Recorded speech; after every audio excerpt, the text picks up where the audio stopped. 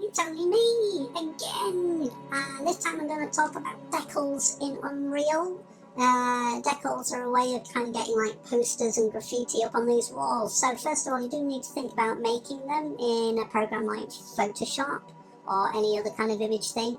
And mainly, if you do really want to think about putting artwork on kind of transparency as well, so it can add that nice little bleed through, so yeah, you can see with the graffiti, it's on that kind of checkerboard image, then it's been exported as a PNG. So I've got the colour and transparency. So you should be able to figure that out. Now in Unreal, I've got a little decal folder I've already prepared, and it's good practice to have a decal images folder so I can put those images that I just made. So let's import those in. There they are. Let's click those and open, and you can see they're being brought in as textures. Yeah, not materials, the textures, but if I double click on them, there you go, and you can see it's got the transparency on it. Wonderful.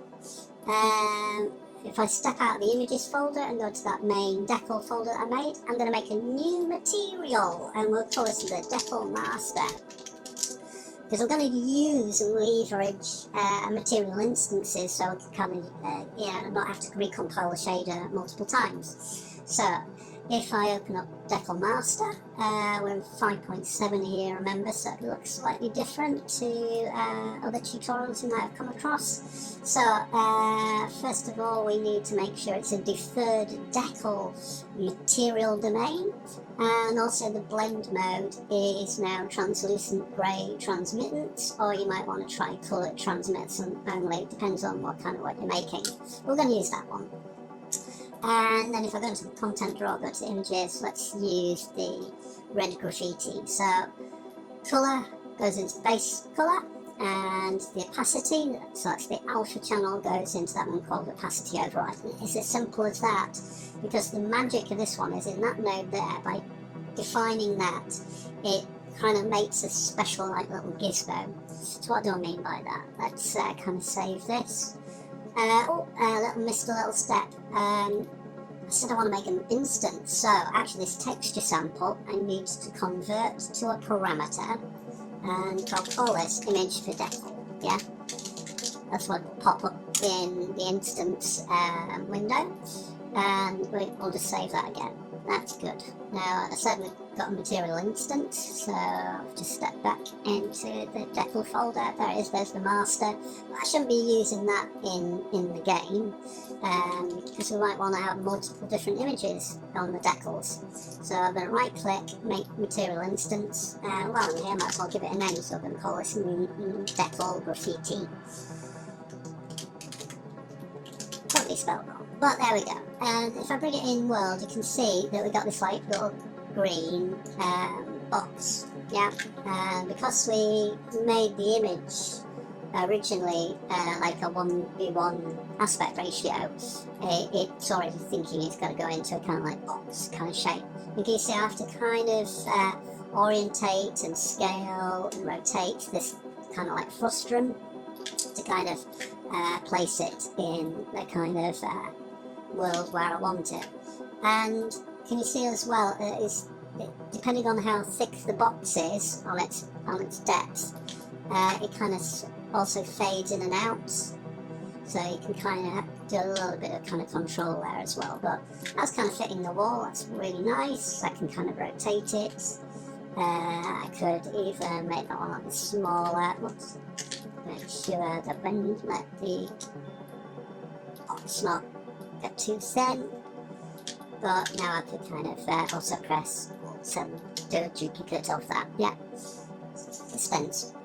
So that's really all the decal's doing. You just kind of get the shape, corresponding shape that the decal is, and make it kind of projection map onto the surface you're after. Make sure you've not got too much overspill, because it will affect all objects within that bound. So can you see how I've put it across to the cylinder, it's going across everywhere, and also because it only really works in this kind of 2D thing, again that kind of stretching there as well. So you don't have to think like we're projecting from a video projector. Anyway,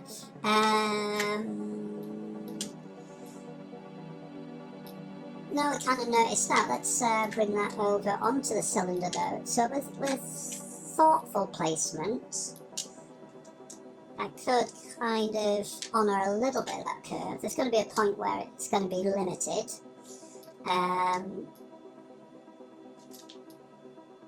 But if I wanted it to wrap any further than that, I'd probably need to make a more kind of bespoke artwork for that kind of column.